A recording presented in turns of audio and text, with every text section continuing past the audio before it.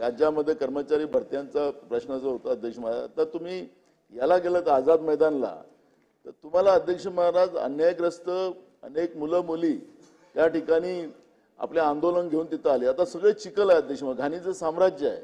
तिथे उद्या घटना झाली अध्यक्ष महाराज, तोही स्थगन मांडावं लागेल का असा प्रश्न निर्माण होणार आहे.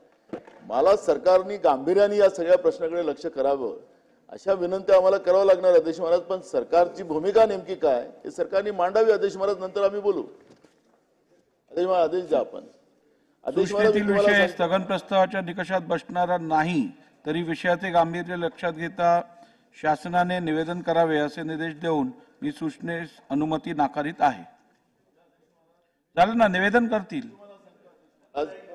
मी तुम्हाला ते सांगतो अध्यक्ष महाराज, परवा तुम्ही जयभीम नगरचं तुम्ही पवईतली घटनेचे आदेश दिले सरकारला. अध्यक्ष महाराज मी काल जाऊन आलो, त्या ठिकाणी लोक अजूनही पाण्यामध्येच आहेत अध्यक्ष महाराज, लहान लहान मागासवर्गीय लोक आहेत. सरकारला थोड्या तरी वेदना आहेत की नाही हा प्रश्न या ठिकाणी निर्माण होतोय अध्यक्ष महाराज. बिल्डरांच्या सोबत राहायचं असेल तर त्यांनी सांगावं आम्हाला बिल्डरांसोबत राहायचं आहे.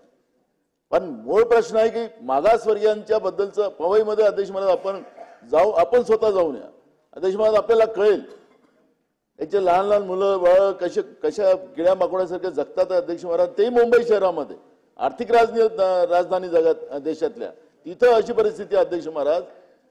अजून अध्यक्ष महाराज काल पाहिलं आपण त्या ठाणे जिल्ह्यामध्ये अजूनही बाळातपणाच्या बाया डोलीवर नेल्या जातात अध्यक्ष महाराज. आज त्या पेपरला बातम्या आहेत. काय चाललं अध्यक्ष महाराज, तुमच्या आदेशाचं पालन सरकार करत नाही. तुमचं आदेशाचं पालन सरकार करत नसेल ही गंभीर बाब आहे. माननीय मजबूत उपमुख्यमंत्री इथं बसलेले आहेत, त्यांनी काहीतरी बोलावं अध्यक्ष महाराज या विषयावर. ठीक आहे, चला पुढे. अध्यक्ष महोदय, निश्चितपणे आपण जी सूचना दिली आहे ती गांभीर्याने घेण्यात येईल. मी आताच त्याची माहिती घेतो सगळी.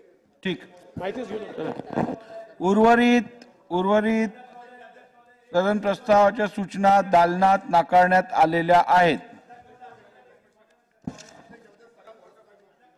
नाकारले दालनात.